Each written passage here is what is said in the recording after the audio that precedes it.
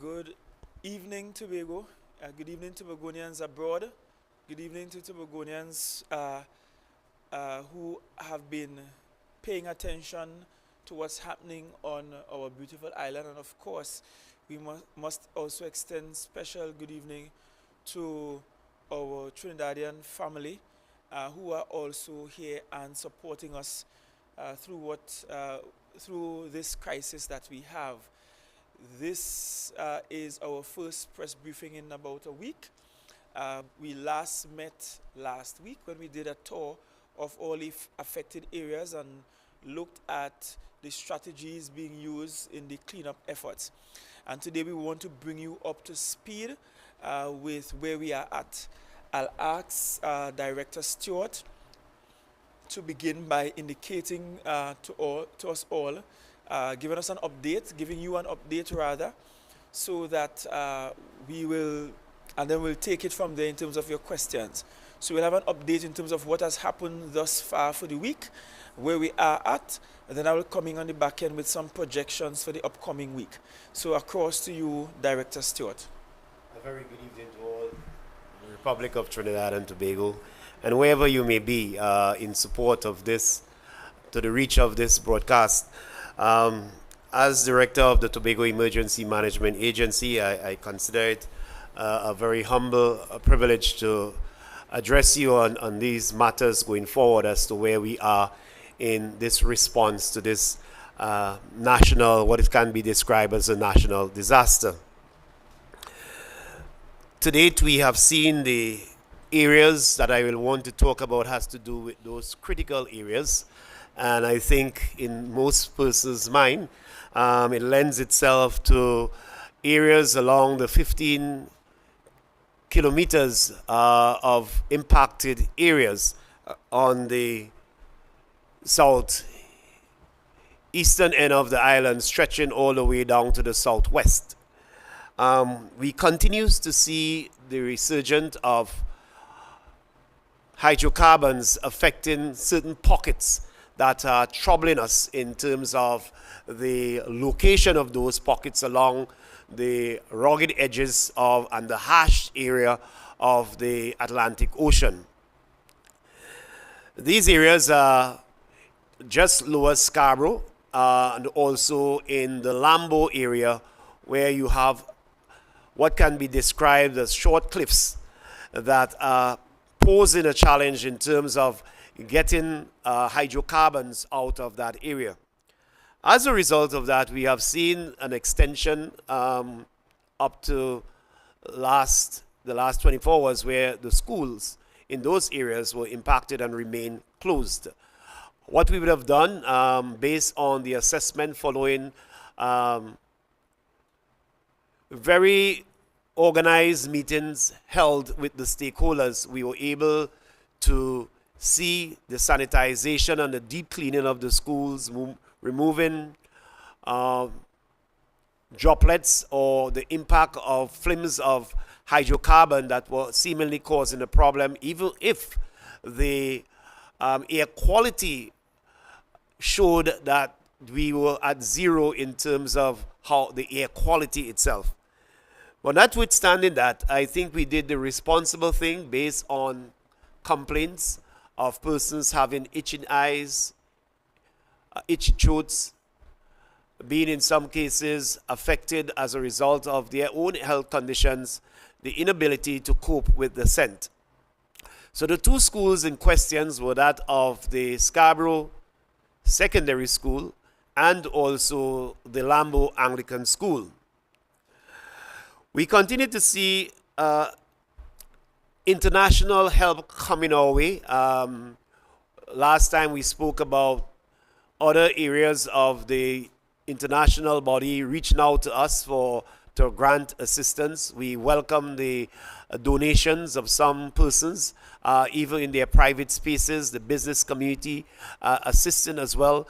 And probably I should take it at this time to really thank those volunteers who have been working assiduously in order to make this thing really happen on the ground.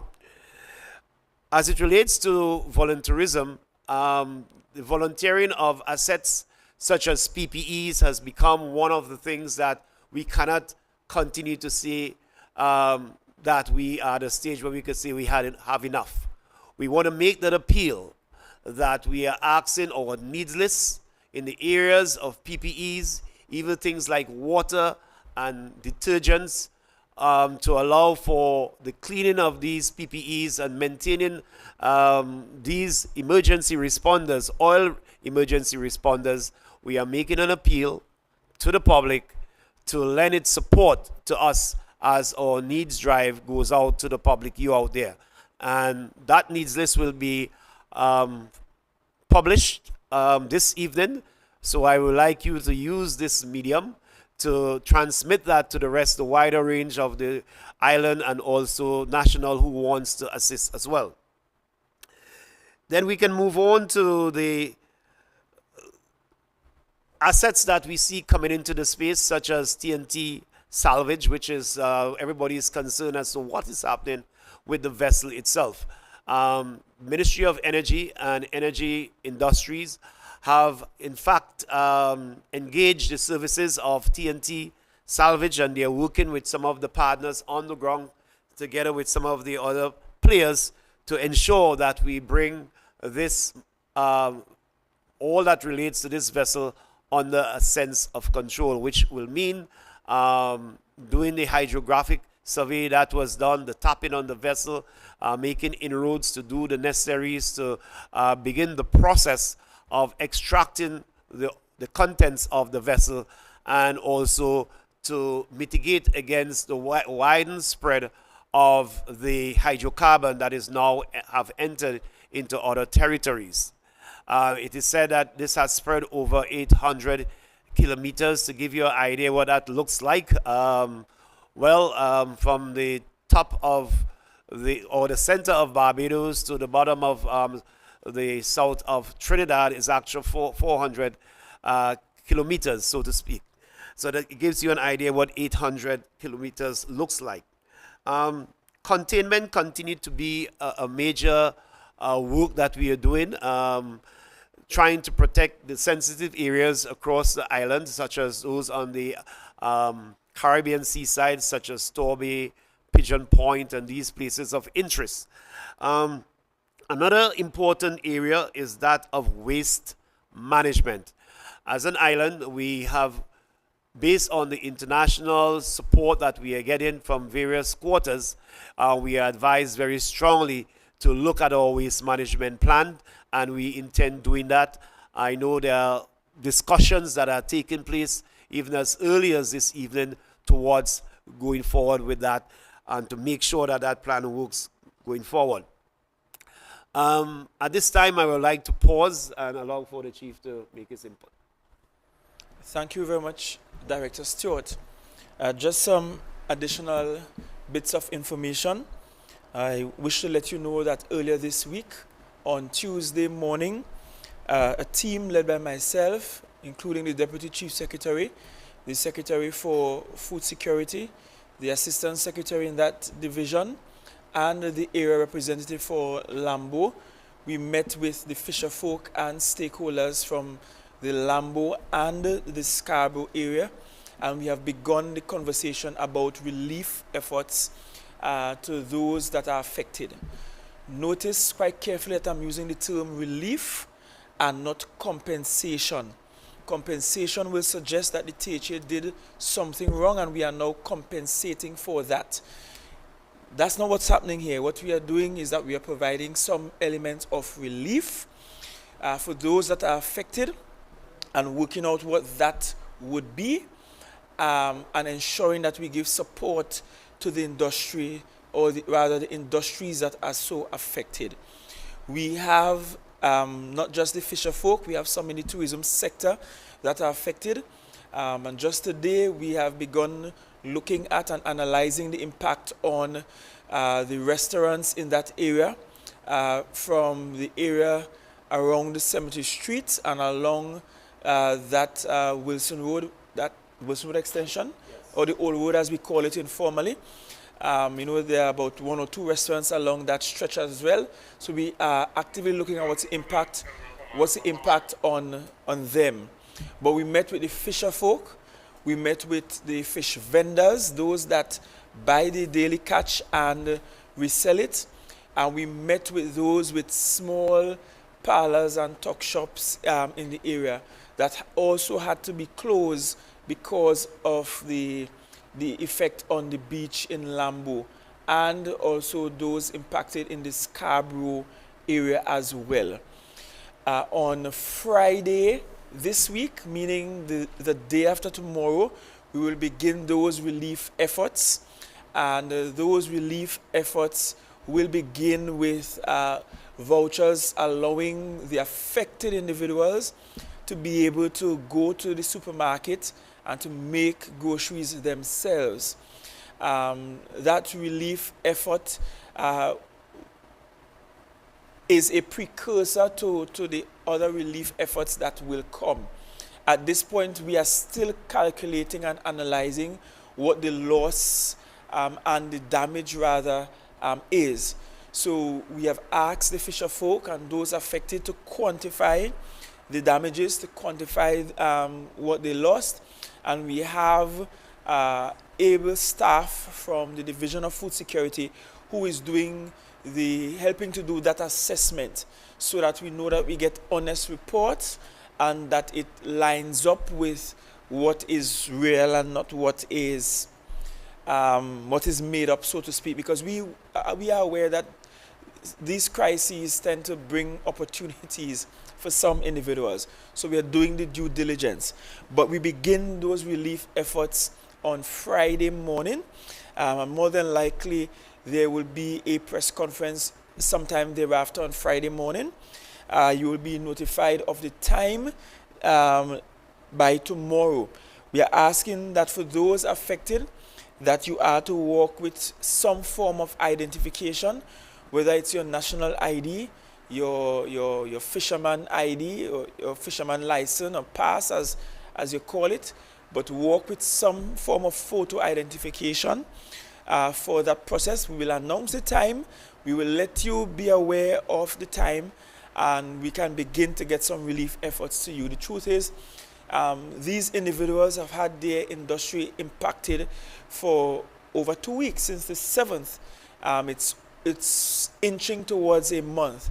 And certainly they have needs that must be met. They have families that they must take care of.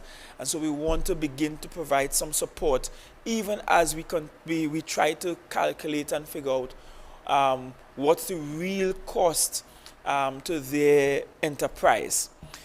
Secondly, school is reopened at Scarborough Secondary and Lambo Anglican, as you are aware.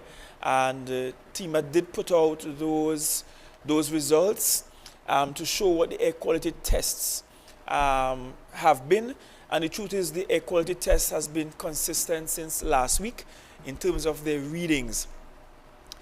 I want to do a quick analysis, which is to say that there isn't always correlation between smells and toxicity. So you can have, for example, a bread that is poisonous but smells good. So there isn't a correlation always between smell and toxicity. Notwithstanding that, we listen to the stakeholders in terms of their discomfort, and we paid attention to the fact that we have young children in some instances that would be impacted, and so we paid attention to what the parents were saying and gave them some more time as they asked for. And as Director Stewart pointed out, we doubled down and did additional deep cleanings within those schools. Earlier today, I got the opportunity to pass by both schools. So I visited both the Lambo Anglican and the Scarborough Secondary School, so that I could talk to the direct stakeholders, the pupils or students, and the staff members about the impact. So I want to thank the teachers, thank the parents, thank the other staff members and principals, and of course the pupils in the case of Lambo Anglican, and the students in the case of Scarborough Secondary, for your patience and for also accepting all of the alternate arrangements in the intervening period. We believe that most of this is behind us, but we will continue to monitor. I will have you know that we have the folks from Heritage. They continue to pass by the school daily to continuously test the air quality. And the moment that reality changes, the moment that the air quality is no longer one where it is feasible for the students to attend school, we will do the temporary decanting of those schools and make alternative arrangements. In fact, while I was at Lambo Primary, one of the school supervisors, she was there, and the discussion was that, look, the Division of Education already has prepared Plan Bs so that if something untoward should happen now, we can move almost effortlessly into our Plan B. So we haven't just taken the students back to their original schools, but we are planning in the eventuality that in the evolution of this cleanup activity, that somehow there is an impact and we need to move. But we will continue to test the air quality daily. And I need to remind you that we have a significantly large air quality testing machine located in the compound of the Department of Natural Resources and the Environment, right in the vicinity of the spill, that will stay here until at least September. So we continue to monitor air quality even post the cleanup efforts. The third thing I wish to point out to you is that we have already begun conversations about the post cleanup plans, and I want to be realistic with Tobagonians. Yes, we are seeing the beaches becoming cleaner and cleaner by the day, and I did a drive-by today and observed what was happening, observed the conditions. But the reality is that there will be an impact along these 15 kilometers for a long while afterwards. There is no doubt that there is an impact on the ecology along that 15-kilometer radius. And so I want to give the assurance that even after the cleanup efforts are completed and the beaches are clean, the waterways and drains are clean, that we will continue a lot of the monitoring, and we know that there will be some remediation works required on some of our beaches, because in clearing the bunker fuel that from the coastline, that invariably led to the clearing of some of the sand, for example. So those are things that we have begun to look at. What will be required in the days post the cleanup efforts? And so I want to also assure Tobagonians that we are thinking beyond the cleanup efforts even at this time.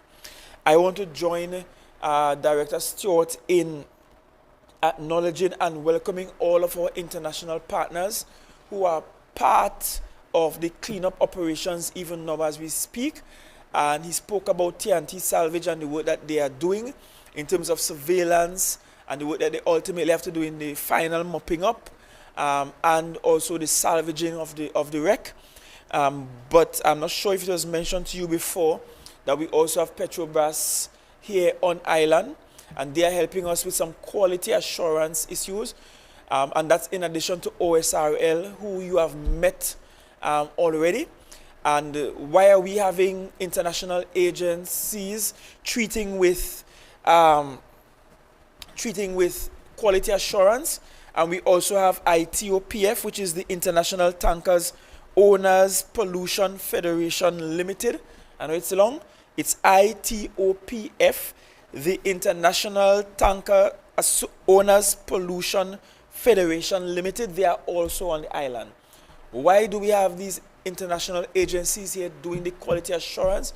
It's because we want to ensure that our cleanup efforts are in line with international best practices, that they meet sustainable practices when it comes to, and responsible practices when it comes to the environment, and that we are also able to document for the rest of the world how Tobago is diligent in restoring its environment.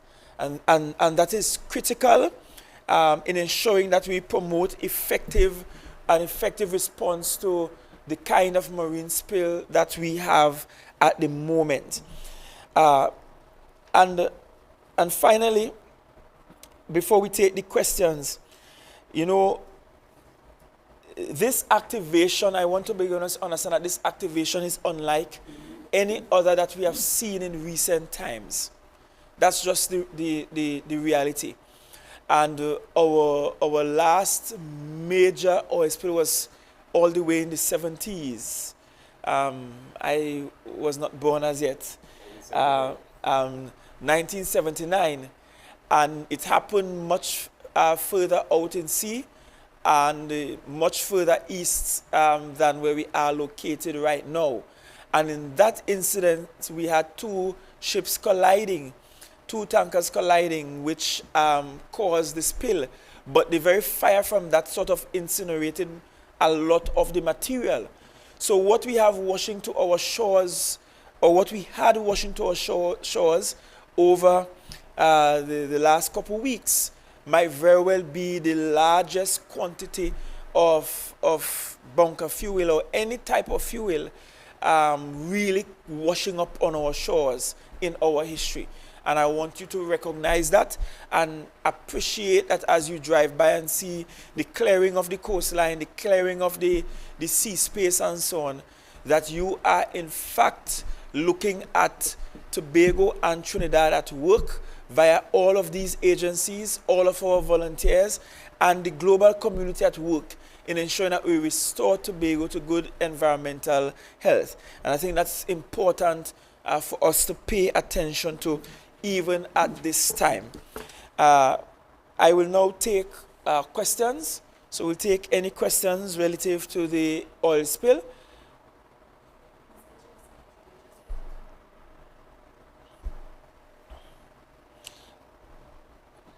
And I will also recognize those that are online. Yes. Mr. Chief Secretary Liz Williams from TV6, just wanted to know from you if the leak has been able, if experts have been able to cap the leak at this time, and if we are into tier 3. All right, so let me answer the first part of the question, which is that capping it may not be needed at this time because reports that we receive at our last debriefing is that we have not had a leak for some days, meaning we have not had the fuel-like material coming out of the vessel for some days. That does not mean that that all of the substance from the vessel has surfaced, because the nature of this barge, as it was identified, is that it may very well have other compartments that may not have been compromised, that has not leaked out as yet. And that's the reason why TNT Salvage is doing the kind of surveillance work which will tell us if there is more of this substance trapped inside of the vessel, right?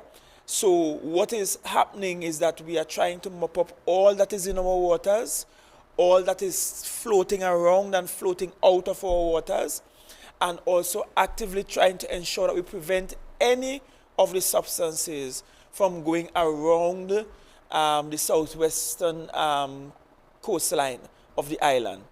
Although by nature, the currents tend to push them northwest and out of the island, we are still doing active monitoring to ensure that the sensitive areas past Kilgreen, past Sandy Point, that those areas are not impacted in any way. And you may observe that there's a precautionary, which is different from preventative, well, a little bit more than preventative. It is saying that we want to be abundantly sure. You realize there's a precautionary boom that is now set alongside the Sandy Point jetty. That is us being extra cautious, just to be sure that nothing passes that way and goes on the other side.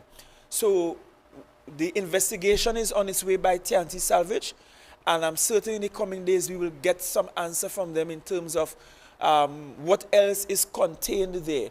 If there is in fact more fuel substance contained within the vessel, then some hot tapping will be done to extract it without it having to leak out, and then we take it, so to speak.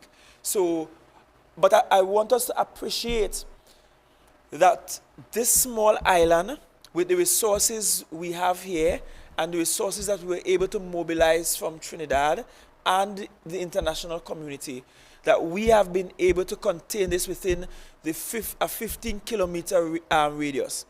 And we have been talking about the impact on a 15-kilometer radius since at least the 8th of March, the day after it was reported, which says to me and says to all of us that we were able to contain it in such a way that it did not impact the coastline much more extensively than it did. And I think we must commend all of the stakeholders in this space for their work in that regard.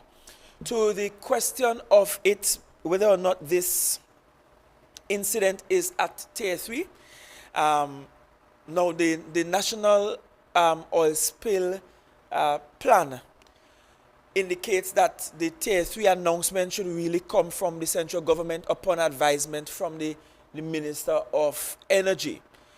But I want to break it down beyond that force, because in my mind, given the way we are operating, and we have all of these international agencies here, including international companies, and we are having reports that what was washed up on the shores of Bonaire might be the same product.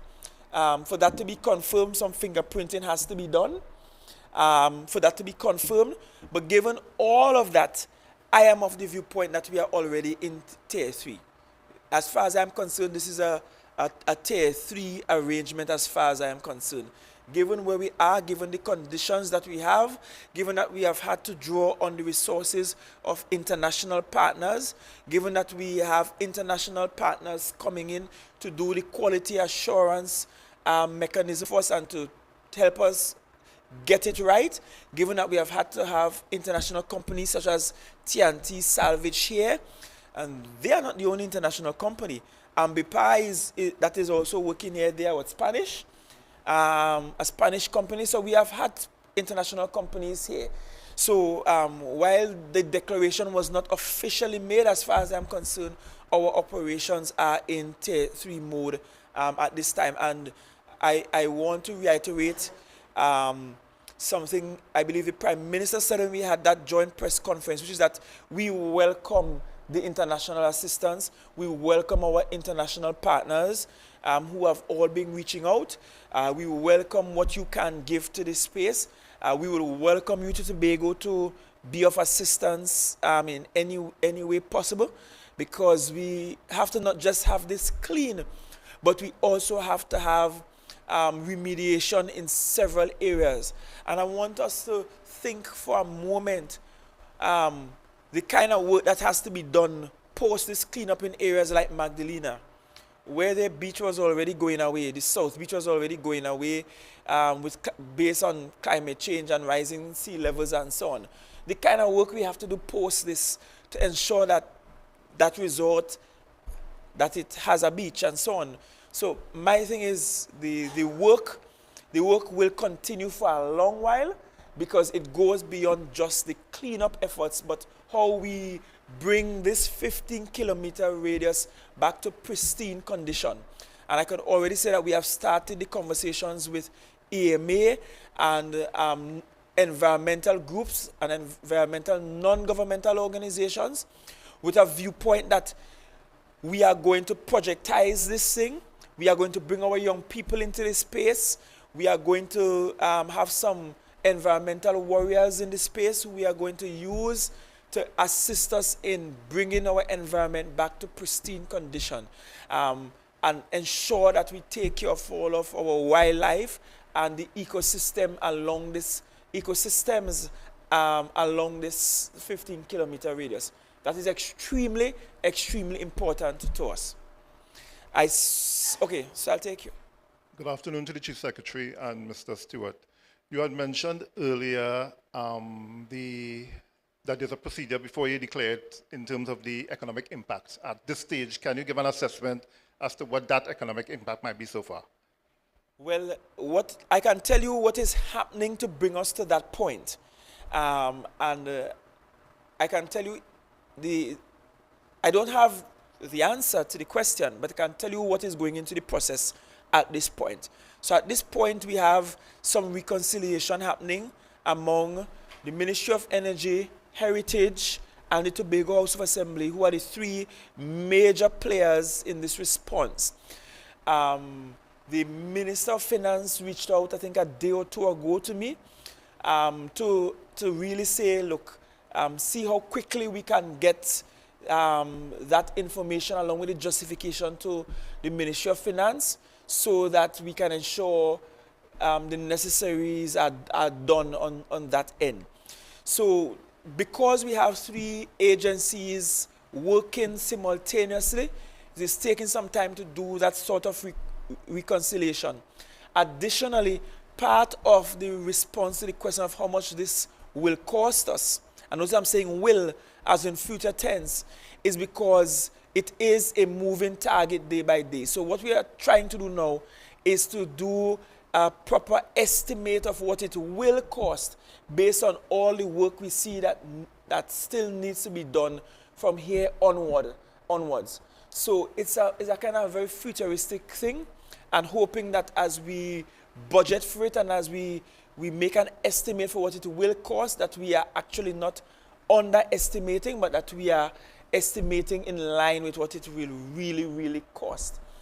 I will not want to share with you what some of those estimates are, because I did ask a question at the debriefing session 2 nights or so ago.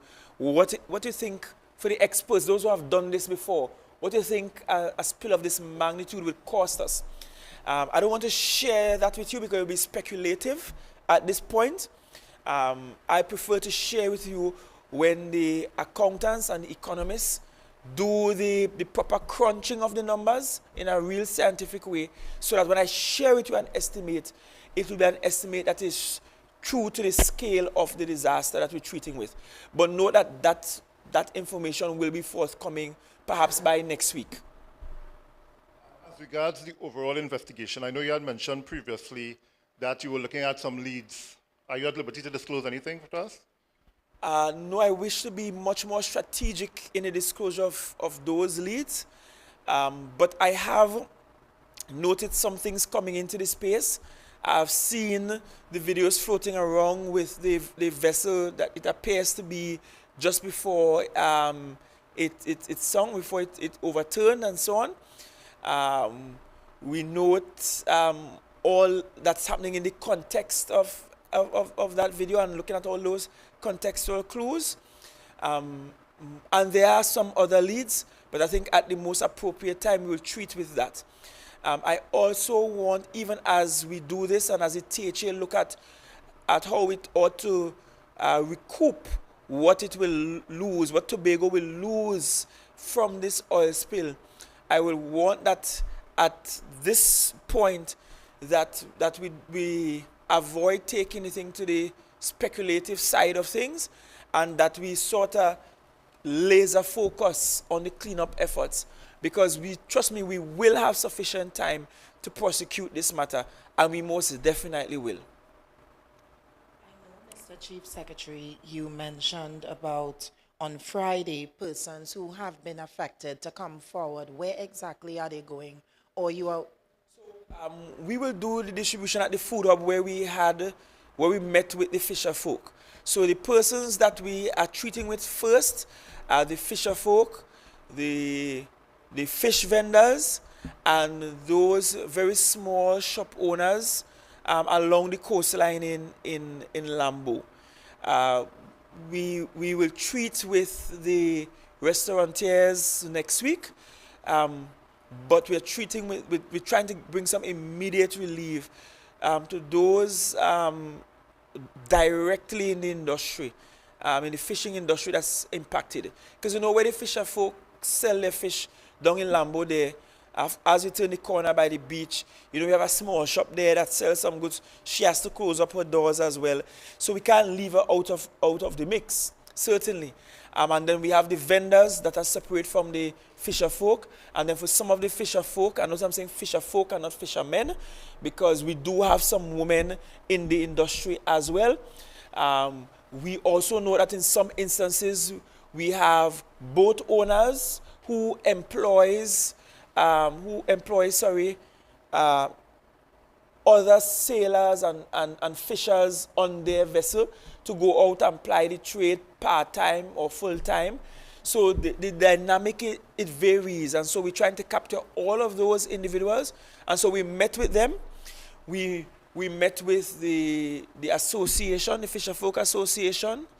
We met with the Fisher Folk Association both at the local village level and at the macro level, meaning the island-wide level. They were all in the meeting. And so it was a good meeting, and we are aiming to bring some immediate relief for them.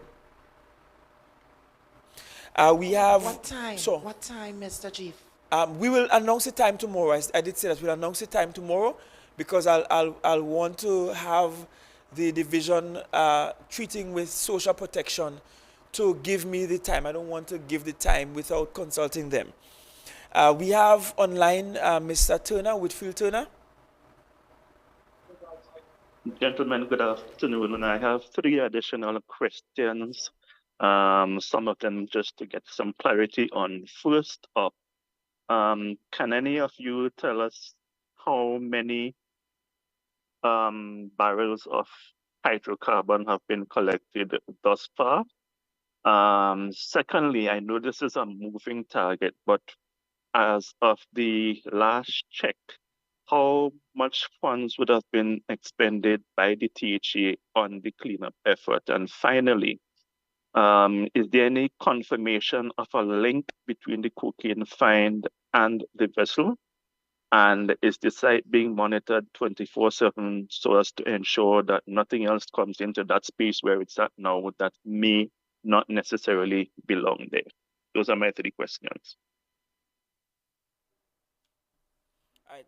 Let me start at number 3 and go up to number 1.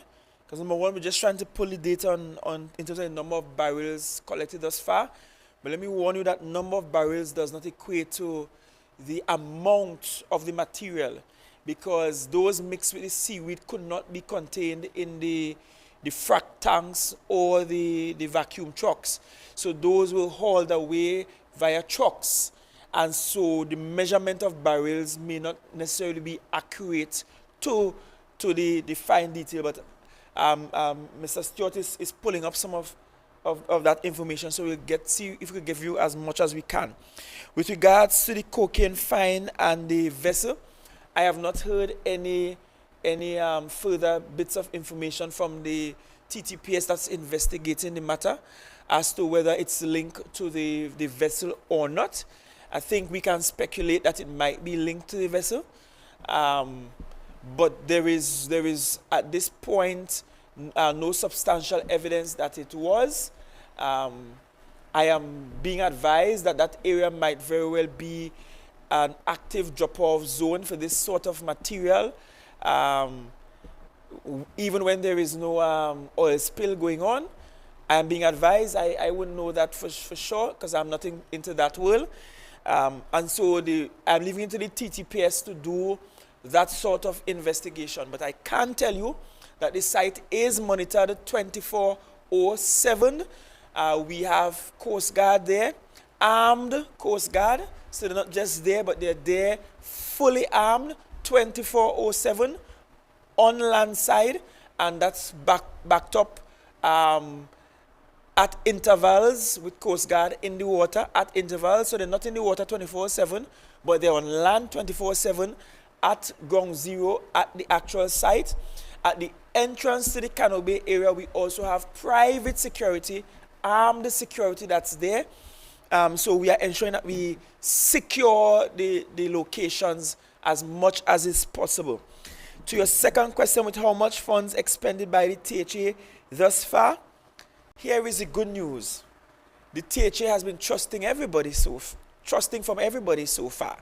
So we haven't spent any money thus far. What happened is that this crisis happened. TEMA, along with the accountants and the procurement people, went into emergency drive, reached out to everybody.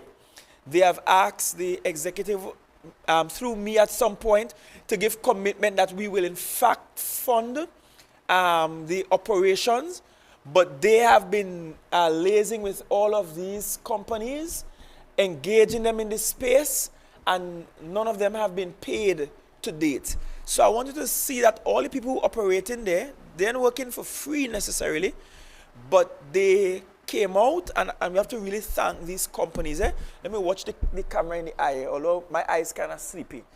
We want to thank all of you for your efforts and for engaging and mobilizing without there being a mobilization fee, without there being contracts, because the nature of the emergency is that we couldn't sit down and wait for legal to write a contract for you to come out and start. We couldn't sit down and tender it out openly.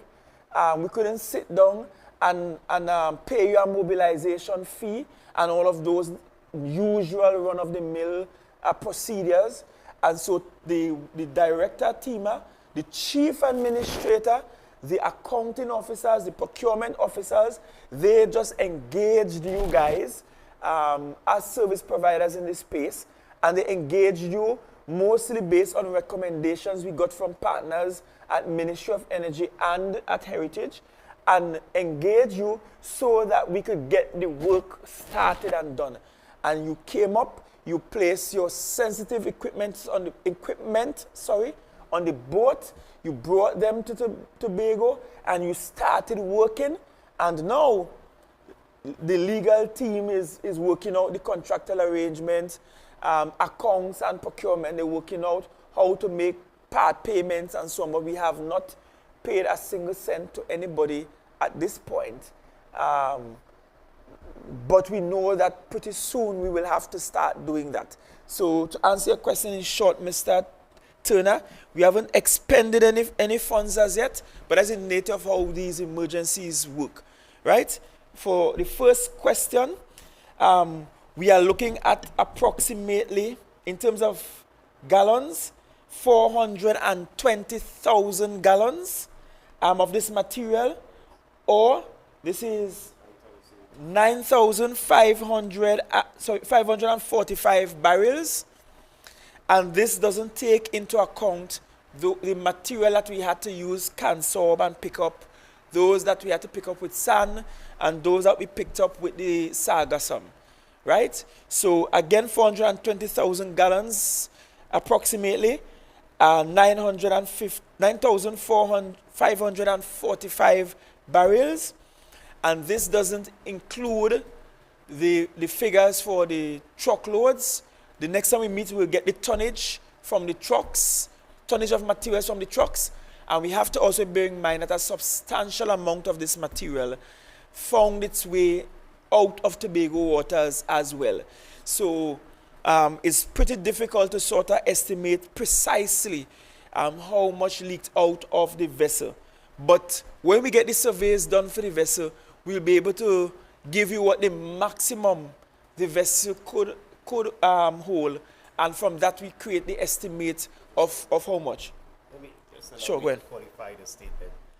The calculations based on the frac tanks, which is about 40 feet in length, which hold approximately 21,000 gallons. We did the calculation based on a 20 of those tankers.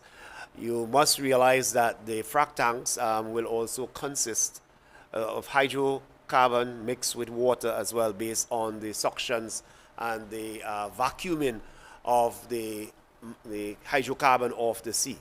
So that is the situation as we speak. There is another type of calculations that need to be done when you do the decantering, And to me, that will give you more precisely.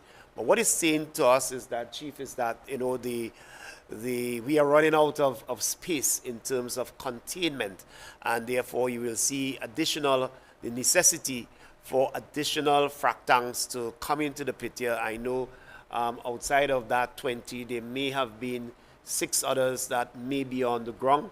That needs to be fact-checked, and therefore when we get back to you, but clearly the contractors themselves have been saying we are running out of storage space, and that's real. Thank you. And as Director Stewart spoke about storage space, when the second time we had this conference, which was on Thursday the 8th, I brought it to your attention that, we were having these properly built containment cells to store. And to date, we have had to construct more containment cells at the landfill. So we have more than double those containment cells, to be honest. We have teams working even in the night. So those trucks are depositing materials even in the night, because we work with the current and tide action. So when it's low tide, it has a specific type of response. When it's high tide, another type of response, and we just work until we get the place cleared. I see the hand of Zion Lavende. Hi, good day.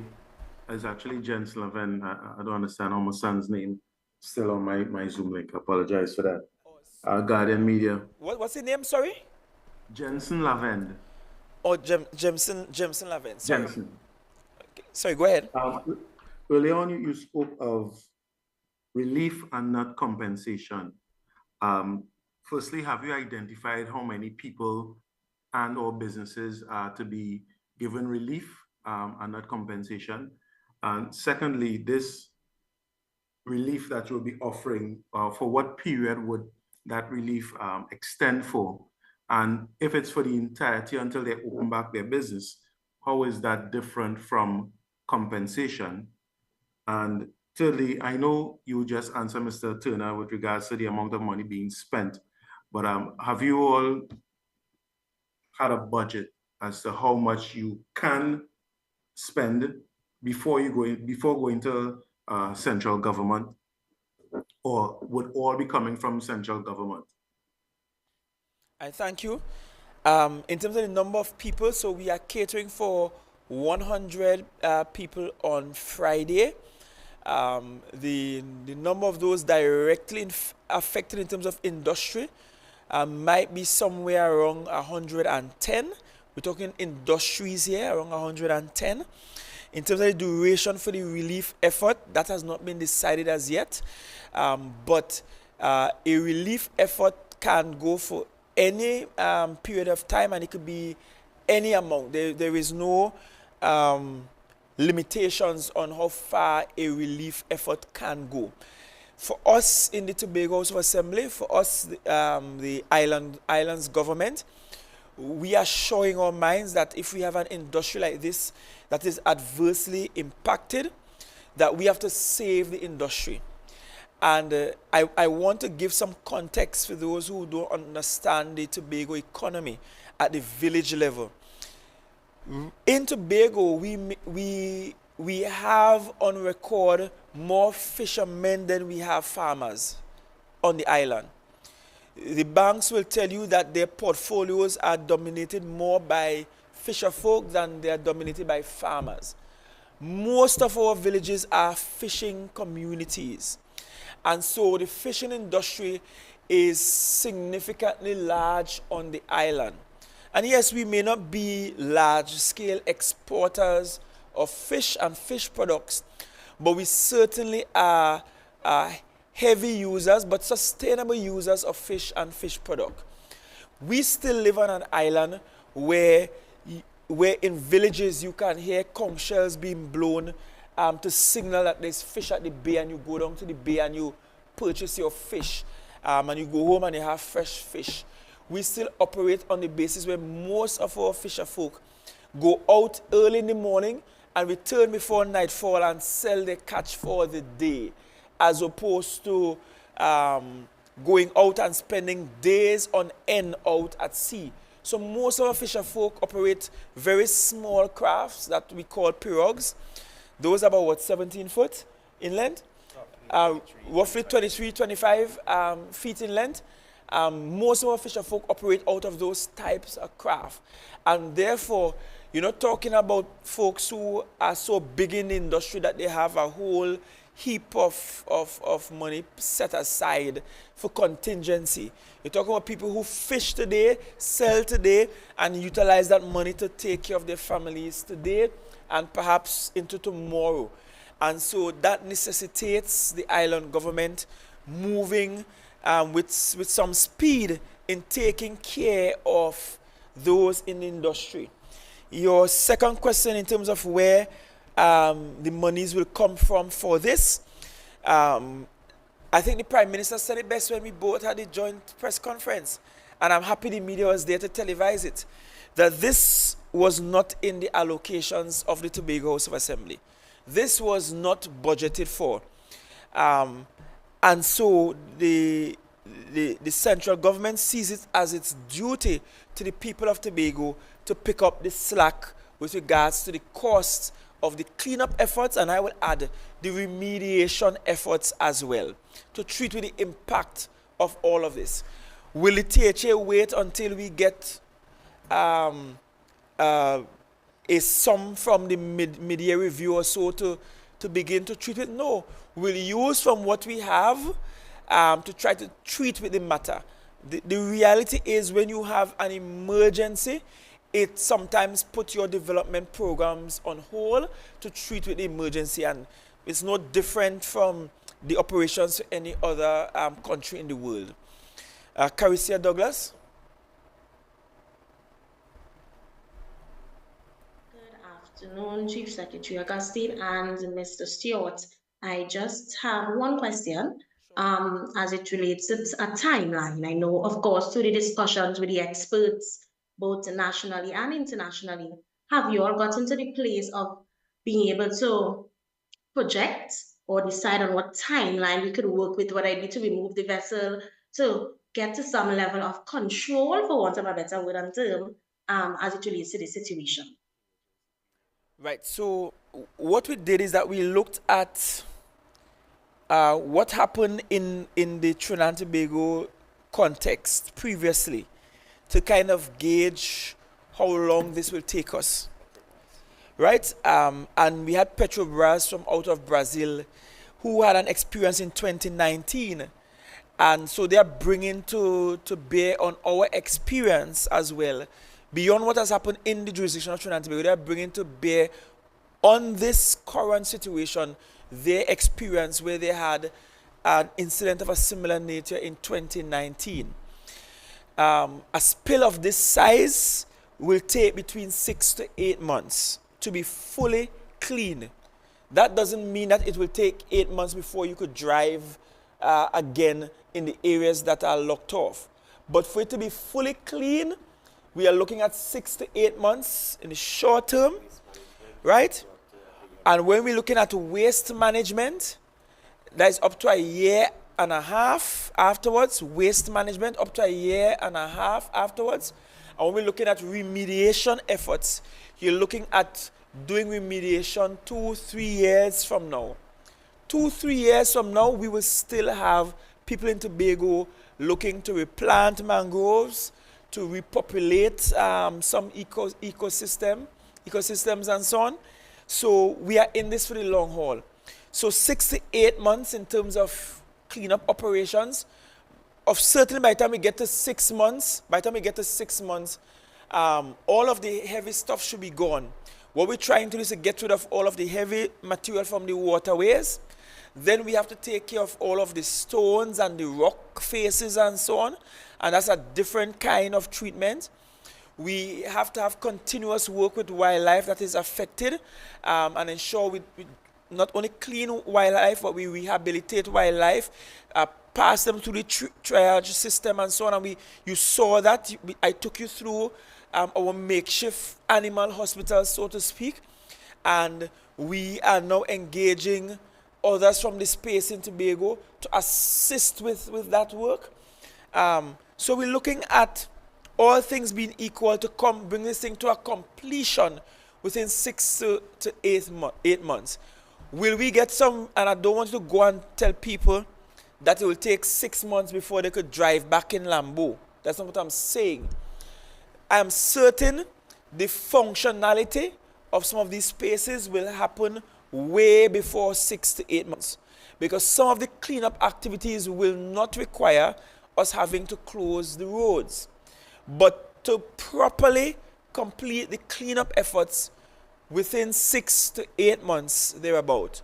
But we will return to some public functionality for some of these spaces long before that 6-month period elapses. Mr. Turner, I see your hand again. Yes, as you spoke about 6 to 8 months, I know Mr. Stewart would be pretty interested in this one. We are basically at the end of February, about to head into March, which means we are 3 months away from the start of the 2024 Atlantic hurricane season, which by all accounts is supposed to be another record-breaking year. I was just curious as to whether that would factor into the whole 6 to 8 month period that you just mentioned, in terms of whether that would be considered going forward in how you treat with the continued cleanup for that protracted period of time. Most definitely. As a matter of fact, we are racing along with the dry season to see how much of the bunker fuel that we could extract from our waterways and in the coves and crevices and rock corners, as we call them, and enclaves along the 15-kilometer radius, so as to ensure that when the rains do come, that they don't adversely affect the cleanup operations. We don't want any rainfall right now.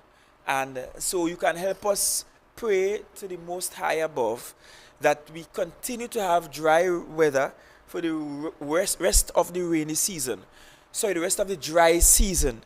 But by the time we get to the rainy season, then I can assure you the bulk of this thing would have expired, and we are looking at some of the finer cleanup efforts, the fine cleaning, the fine tuning, so to speak, will be happening, and that will more than likely be in the rainy season period and will not really impact our work. But certainly we hope that when we get to the rainy season that we don't have tanker trucks, vacuum tankers still here, still suctioning. We want to get all of that done in the quickest possible time, no doubt. But we are looking at the rainy season, and I'll say one other thing, Director Stewart, not to hurt your head, but I have looked at all the predictions from the scientists, and they seem to all be suggesting that this year Atlantic hurricane season could be a terrible one because we have extremely warm waters. It's just something to bear in mind. And pray God that we won't be adversely affected by that type of crisis, because to have that on top of this will be quite a lot for us to consider. All right, I want to thank you all again. I did previously list out a long list of stakeholders, and I thanked them. There are a few others I will want to add as I close this. One, THTI, they have come on board as well to join TRHA to assist us with meal provision for the workers. That's one. And two, I did not mention it the last time, but I must mention TSTT. They have contributed significantly. In fact, our two of our command sites, they are all powered by TSTT, and they are not charging us, so to speak, and so I must recognize them for that. Digicel, they have also reached out, and I want to thank them as well in the mix. Republic Bank and RBC, I can't thank you all enough.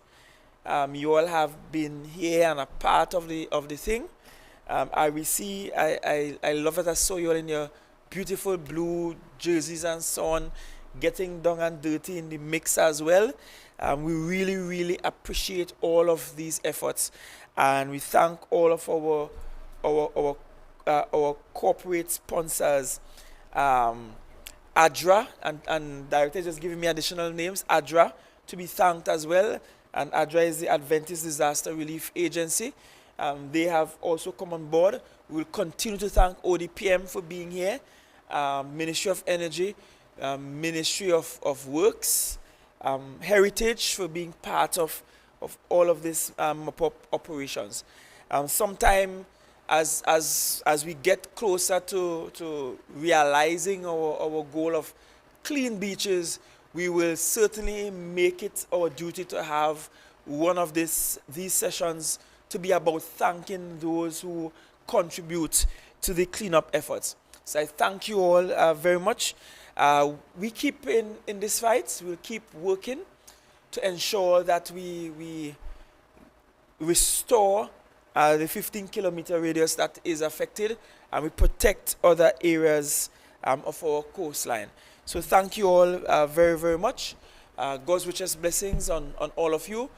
See you sometime on Friday.